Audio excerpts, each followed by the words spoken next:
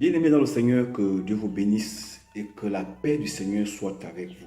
Soyez en bonne santé, prospérez à tous égards et que le Seigneur notre Dieu abonde en vous des œuvres extraordinaires. Que Dieu vous bénisse. Amen. Alors, nous continuons notre thème sur donner à Dieu. Nous allons pour cela reprendre le texte de 2 Corinthiens chapitre 9 versets 6 à 7 qui nous dit ceci: sachez-le, celui qui sème peu moissonnera peu, celui qui sème abondamment moissonnera abondamment. Que chacun donne comme il a résolu en son cœur, sans tristesse ni contrainte, car Dieu aime celui qui donne avec joie. Alors, on apprend par là que tout ce que nous faisons vient du cœur. Donc, tout vient du cœur. Donc, au fond, donner vient du cœur. Et celui qui donne avec joie, il le fait de tout son cœur. Et là, on exprime le degré d'attachement, le degré d'amour que nous avons pour notre Dieu. Et le vrai don vient du cœur. C'est l'amour que nous exprimons en donnant. Car celui qui aime profondément donnera plus et est prêt à sacrifier et à se sacrifier pour son Dieu et pour la personne qu'il aime.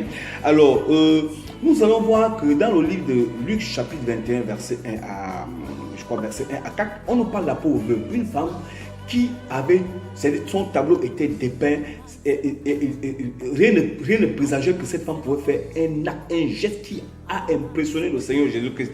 Une pauvre et une veuve en même temps. Donc, toutes les conditions étaient réunies pour qu'elle ne puisse pas vraiment donner. Mais elle a donné. Elle était pauvre, ça veut dire qu'elle n'avait pas de source de revenus. Elle ne travaillait pas, elle n'avait rien. Et en plus, elle est veuve parce que son mari, elle n'avait plus de mari. Est-ce qu'elle avait des enfants? C'est sûr et certain.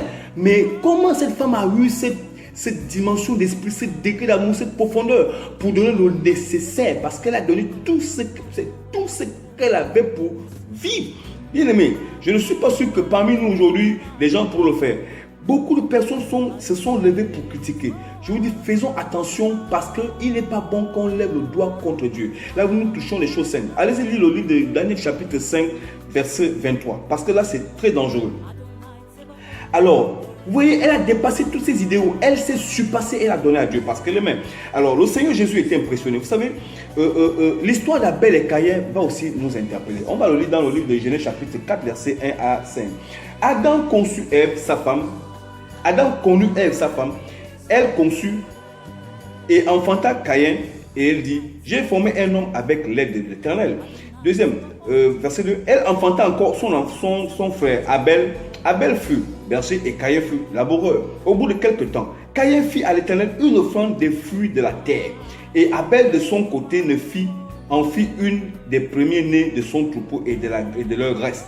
L'Éternel porta un regard favorable sur Abel et sur son offrande, mais il ne porta pas un regard favorable sur Caïn et sur son offrande. Caïn fut très irrité et son visage fut abattu. Bien-aimés, demain nous allons comprendre pourquoi Dieu portait un regard favorable sur Abel et sur son offrande et non sur Caïn et son offrande. Que Dieu vous bénisse. Amen.